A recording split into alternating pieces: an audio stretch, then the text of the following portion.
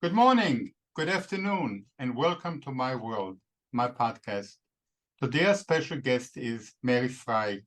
She's a producer, a writer. She's well known for her creativity, resourcefulness, and integrity. She specializes in producing feature films, domestic and foreign. Great lady. But I'm going to talk first a little about my book, The Chubby Conqueror. This is the one Mary's gonna produce the movie. What's special about the book, today in America, we have an obesity epidemic. We have over 250 million of us, 250 million of us that are overweight and obese. 25 million for our kids. And there's no end in sight. That's really terrible. We're building an unhealthy generation. Just think about it. How do you defend a country, even if, God forbid, there's a war? You're going to have chubby people running around, obese people running around in the army. Today, the kids have the same symptoms that elderly people: enlarged hearts, kidney problem, sleep apnea. Somebody my age, yes. Fortunately, I don't have it, but people my age. But kids, obviously, there's a problem. There's a big problem. So I felt by creating the book, which actually I started at one day I was watching television when Mrs. Obama, and she said nothing to do with politics, because obesity is an equal opportunity menace for all of us. She talked about obesity. I give her credit for that. And she started a program called Let's Move. It really helped kids. It helped people. Then I decided to write the book, and I opened the Children Obesity Foundation, which is a 501(c) nonprofit organization. And later on, if you want to donate, you're welcome to come to the site. But today we're going to talk about Mary.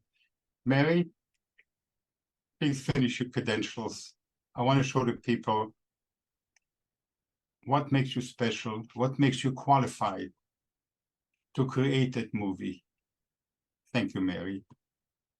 Hi, Amos. Thank you for having me today. And I want to let everyone know what a wonderful man Amos is, writing these books that are inspirational for both children and adults. So, a little bit about my background. Currently writing and producing, and I've been in the entertainment industry since 2007. However, my background originally was teaching, and I started out in migrant education and moved on up through the grades, teaching in Spanish and English. And sometimes there's moments, and I'm a mother of four. So as a lot of you in the audience know, sometimes there are moments where the children teach us more than we teach them. And that brings us to the chubby conqueror. The little boy in this story, he's watching his parents huff and puff across the field trying to get to him in a sporting event, and he starts to worry about his parents. Now, he's chubby because his parents are kind of like our era. We were raised in the era of processed foods, and sadly, some of us aren't around because of that diet.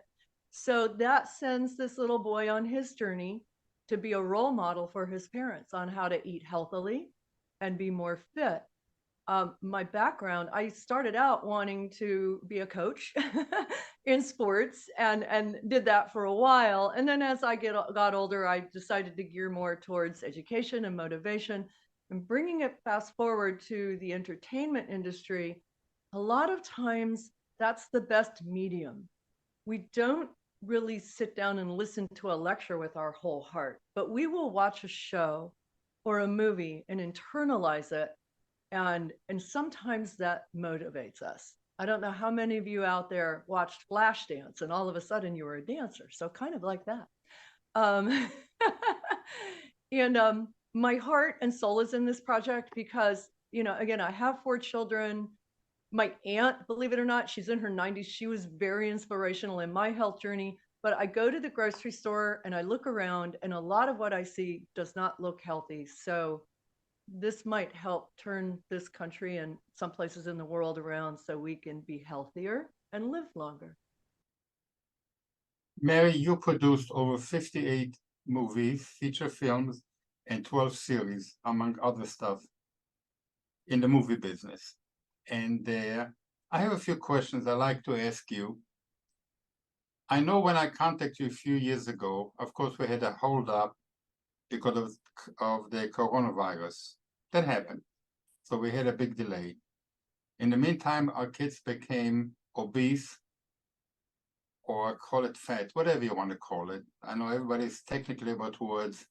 The truth of the matter is we know what we are. So whatever you want to call it. I have a few questions for you. We were busy at the time, but I sent you the book. Mhm. And you had other projects. Why did you decide to take this particular book? Especially when I asked you to work with me. And at this time I told you have to wait for your money because that's what you do for a living. And after you read the book, you called me up and says, Amos, I'm so impressed. I really am. And I'll do whatever I can to help you. So Well, my question is, why did you choose my book out of all the other books you yeah. get to write a screenplay? As anyone in my family can tell you, and my friends, this topic has been near and dear to my heart since I was a little girl.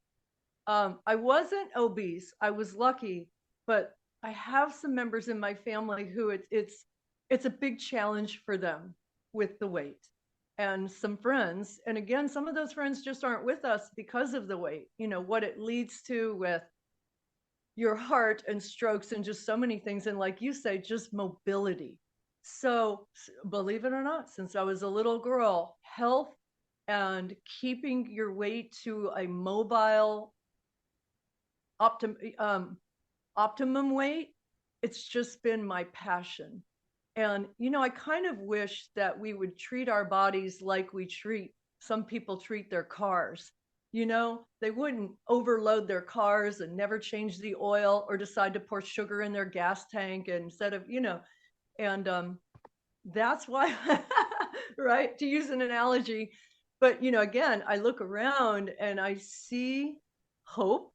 I see there's many community gardens, and I see there's urban farming, and at the same time we have this unhealthy processed food. So that's why I chose The Chubby Conqueror, that maybe this can be a turning point for children and adults.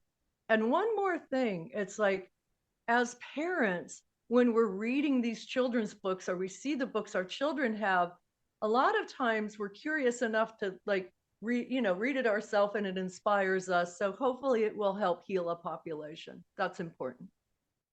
Obviously, I believe in the book. Like I mentioned, in 1976, they had the movie Rocky, which was a nobody who became somebody. It was a very big hit. And I really believe this book, no, I got the book, this movie will be just as successful because think about it, 250 million of us are overweight or obese, and all the children. I think the book is going to pull on the heart of our nations. I really believe it. And it's one thing looking at the book, The Chubby Conqueror, and seeing the thing acted out in the movie. Like when people read the Bible, that's great. But when they saw the movie, I was a kid then, the Ten Commandments with Charleston Heston, it left an impression in your mind. And that's the whole idea of the movie, because I think it will be extremely successful. What is your thought behind it? Well, that's a good point. When I write with something that I call images with power. And when you take The Chubby Conqueror and you read through it, some of the imagery that people will see on the screen, not just the fitness, the physical fitness, but images with power, instead of serving children these unhealthy snacks like cookies and candy and potato chips and things that are certainly fun, but they're definitely, in the end, images, you show them serving healthy snacks. That's You know, water, by the way. yeah. You have berries and bananas and veggies with hummus, and part of the imagery that when we're watching it, I think is inspirational without the words. You do a good job in that book, almost.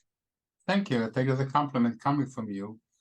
I've gotten a lot of compliment, but you know, in the real world, I remember when I wrote the book and the name, look at the name itself, the chubby, the chubby conqueror. I had a doctor write me an email. You're disgusting. How can you use a word like the chubby conqueror? You're degrading the people. That's when I realized no matter what I'm going to write, somebody's going to come up and criticize me. So the chubby is a conqueror. As a matter of fact, our theme, whenever I play we have the podcast, is the song for the movie, I'm a Conqueror. Yeah. So every time you hear when we put on a show, that's the song we're using. It's a song of inspiration and motivation, and like the book is. And I think it's exciting, and I'm really excited to have you on board. Do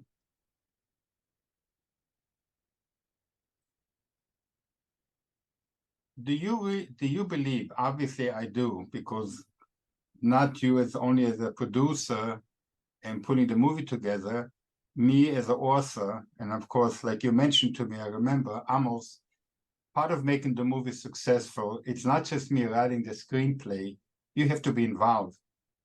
So we're going to go back and forth. Hey, I want the guy to smile. No, I want a sad face. I want him to be happy. Like in the old movies, I don't care if, even Casablanca, a lot of the movies that time, you look at they might be melodramatic, but you look at the people's faces, things smiling. So that motivated you. And this is the kind of feeling I want to create in the movie. That's why I know, yeah, we're going to have some AI in it, like when he's running and he's puffing and he looks like a red tomato. That's actually his father when he collapses on the ground because he's so overweight. And so all those features we're going to have in the movie, I know it's going to be a hit, but it all has to do with the script. And of course, the kind of actors you would recommend or you would use. Is there anyone particularly you have in mind, or what kind of actors? If you remember, we had once a conversation, we talked about famous actors, and I mentioned to you, I says, Mary, do you remember, I remember in the late 50s and 60s, they had the Twilight Zone. Yeah. You had a guy like William Shatner, Lee Marvin, Redford, they were getting $50 or $75 for a show. I know the money's different today. It was a the movie will be a low budget movie. So I said, do we need those famous actors? The movie should be able to carry itself because it has a very important message in it.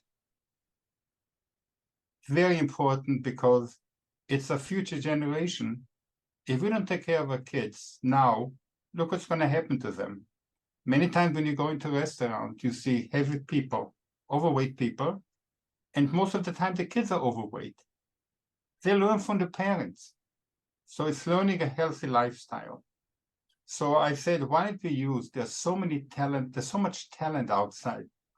I mean, actors, men, women, children, they're looking for opportunity, like William Shatner and some of the other ones had. Why don't we give it to the young generation, the young actors, they're going to be great one day. So I want to try to keep the budget down, but not because of the budget. Even if I had $100 million for the movie, I want the movie to be able to get a real message across. I want people to feel it right here and to motivate the people. So how do you envision with the actors that you're going to use and actually create the final product? So here's what I envision, and you're absolutely correct. It does depend on the budget and your target, excuse me, your target distribution. But in general, here's a little like mini film school class for the audience. It's almost like building a house in real estate. So with a movie, you'll raise the funds, you'll do a budget, different budget ranges. Let's say 3 budget ranges: a low budget, mid range, and high budget. You'll raise the funds. But in this case, with the actors specifically, with the boy, it's less important a name and more important two things.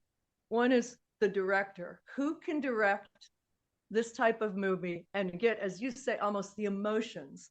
You know, it's not all fun and games when you're trying to lose weight. As you know, there's a whole lot of days where we're insecure. There's days of tears and frustration. We hit a wall, and then a week later we feel fitter, and you know, our clothes are a little looser, and then we're elated, and then, you know, maybe you sneak some snacks and you hit a wall. So a director that can direct a young actor to go through all these emotions, and equally important, that actor will have to be somebody who is not super fit to start, because this is about the chubby conqueror's journey, but an actor who is willing to go through this process with a trainer on the side to actually lose the weight as you go along, which now you get to, you know, a schedule. Well, it can't just be done in a week, because he can't do that physically in a week. And then there's other factors that the audience, you know, back to film school, is that with child actors, it depends on the age how long they can be on a set and small details. So usually you try to find an actor who looks younger for his or her age, because they can be physically doing that work for longer hours than somebody exactly that age. It's a little trick of the trade. But I would say the biggest point is somebody who needs to lose a little weight and is willing to lose a little weight for this project, sort of like when you watch The Biggest Loser. And there's a Spanish version of that a friend of mine coached as well. And so that would be part of the process. Now, when you look at the characters around the little boy, like the parents and others, you could cast names that will get it a bigger level of distribution, possibly theaters or Hulu. Or I've got 2 movies on Hulu that the wonderful Gina Panabianco hired me to co-produce with her, so it could be streaming. So there's a lot of little, you know, deciding on where you want this to go, so to speak. But the boy is the center of it. It is the center of it. Now, I have a question. The boy, whoever the boy is going to be, he's going to have to start off being fat. How long will it, number one, how long will it take to make the movie? So the boy will not lose the movie overnight. So can we use AI, basically starting off heavy and slowly going down to the waist? I mean, Absolutely. the right way. And absolutely. So that's the way you would do it. You could do that. If you wanted to do, that's absolutely, you can do that. And they've done it before in movies. If you want to do practical effects, just to show this is possible in real life, what I would do is shoot it over a month. A young boy with that metabolism over a month, maybe don't film it every single day, right? Maybe do 3 days a week. The other 2 days can be training, like real training, you know, with a child personal trainer. So you could do either. You could do the AI, or you could do practical. One will get it done more efficiently at a lower budget, and the other is a bigger story to tell on how everybody can do this in the real world. Yeah, but let's say the boy has to lose 50, 60 pounds. We're talking about obese. Yeah, We're not talking about losing 10 pounds, 15 pounds. How long would it take to do approximately? I know their condition. Approximately, how long will it take to you know, do the movie? I mean, safely, that's a bigger gamble. Safely, you can't lose weight that fast. You know, I would say 6 months at least. It's not suggested. Yeah, you're right. Otherwise, yeah, if we do it in a half a year, he can lose the 50 pounds, right. but not overnight. No. The other question is, who picks? And this I'm saying for my audience too, because some of my question is, who picks the actors, number one? Number two, who picks the customs? And who picks the location? The location will be here in Florida. For one simple reason, I want to be involved in it. you're going to run the show, but I want to make sure the feeling is there, which I think from what you mentioned before, you know exactly where I'm coming from and what I'm looking for. I want the movie to be like the book, the real feeling. How do you pick the different, or who does it? Do you do it, or do you have people taking care of the different phases of it? Okay, so we would hire a casting director, a professional casting director who knows agents, managers, who knows contracts, and they go through an audition process, and the casting director will send you primarily, me and whoever's the director, because we would hire a director, that's important, the choices. And then usually what happens is, as a team, we look at the choices, and since this is from your book, you know, you help decide who best can portray who he is in your story. But a casting director will find the options, and you know, a casting director handles the business side of things. Who's available? They negotiate the rate. How long is this person available? Are there any constraints? Does the person also have to fly back to somewhere else to, you know? So they deal with the whole business side that we probably wouldn't have time to deal with. We can certainly feed them suggestions, but it will start with the casting director, and they give us the suggestions. What was number 3 was locations. What was number 2? Yeah, I forgot already. That's what happens when you get to be my It age. sounded like you said customer, like the target audience, or Yeah.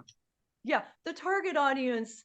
Well, I would say that starts with you, but at the same time, you have a distributor and a sales agent who can say, and they do this all the time, if you choose these actors, this will get you this,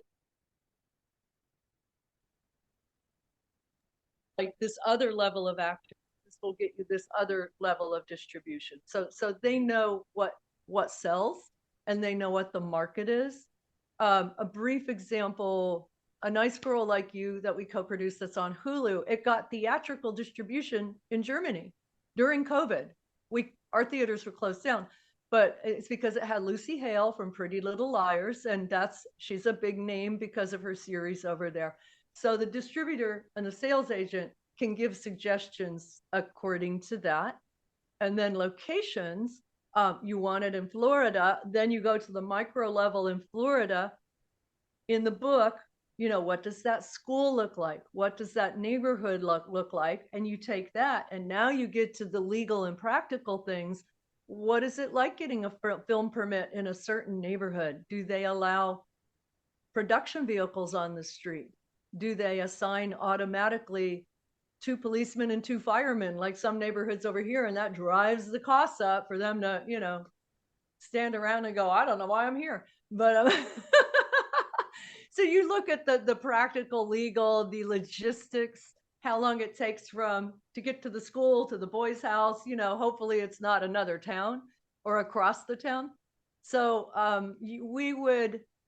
I've done a lot of that myself. You know, I would look for a local person who knows the lay of the land, but then we'll see, do you hire a locations manager, or do you just do it yourself because you know the area? So there's options. Well, Florida is also very pro movies, and they have different incentives, so it's a good Yeah. place. The reason I'm asking the question, because people figure, hey, you go out and you film, you get 1 or 2 movie stars, but I know there's much more involved. Yeah. Would you be able to direct a movie like this? You personally? You know, I could, but I don't have much directing under my belt. So when we get to that, that's kind of a discussion. If you have a newer director, this is what I've seen in my experience. You get a really good first assistant director and a really good cinematographer, because there's many cinematographers who can direct. They just prefer to be behind the camera doing the camera. You know, like James Cameron was a cinema, you know, like he does his cameras and stuff. So that would be, if I directed it, I would have a cinematographer who knows the beats and knows what he's doing, and a good first AD, because the first assistant director, they keep everybody on schedule, so the director can focus on the performances and what's in the background in the look and the performances. And So, the key is like in any business, it's distribution. yes. What do you recommend is the best way to make sure you get the best distribution? So that's a really big question in this business, by the way. Some movies lend itself to festivals. And that gets distribution. I'm not sure if this does. This, I think, lends itself to what I call pre-sales, where you sort of court each other. You find different distributors who've distributed some of the other things you've done, and you say, here's what I have. And their eyes light up because of the target audience, and they know it'll sell to, like Rocky, to adults and children. So I would start targeting a couple of people I know who have their own distribution company and see their level That's of interest. fine. Yeah. Yeah. Well, Mary, I'm running out of time. Even so, I would love to keep on talking. Thank you for being my guest today. I really appreciate it. Would you tell our audience how they can reach you or find you, how they can get a hold of you? My producer will put at the end of the show your credentials so people can also have a chance to look you up. Is there anything you want to add to the program that you would recommend, especially about obesity? Yeah. Do I tell them how to reach me first, or the producer will put that in the end? Your choice. Okay. Well, you can find my credentials on a website that some may know. It's imdb.com, and that stands for Internet Movie Database, imdb.com. And if you find Mary E. Fry, my email, I won't give out my phone number. My email is greatfilms1, and that's the number 1 at gmail.com. But obesity, it's here's how I would explain it. We all have different body types, right? Just like if you look in the animal kingdom, there's all different sizes and shapes. So we should not strive to be one body type. We have to be happy and love our body, but within that frame, literally, we have to treat ourselves kindly and have optimum diet and exercise, because none of us feel good if we're just laying around and eating this overly processed food. It really adds up, and you might not feel it at first when you're younger or even when you're under stress, but things will happen and it won't be good. Every single person I know who is morbidly obese has so many medical issues, and that's I just am not for that. I'm for you be proud of whatever your shape is, but love your body enough to put what goes into it to be able to fuel it correctly and exercise. Mary, thank you very much for being my guest. And we're going to have some follow-ups, and hopefully soon. Pretty sure it's going to happen now, because I have quite a few very potential investors, and they're excited about the book. And I've been also talking about you. Mm-hmm. So thank you, and you have a wonderful weekend. Thank you, Amos. You too, and your audience too. Thank you so much. Thank you. I am a conqueror, master of my destiny.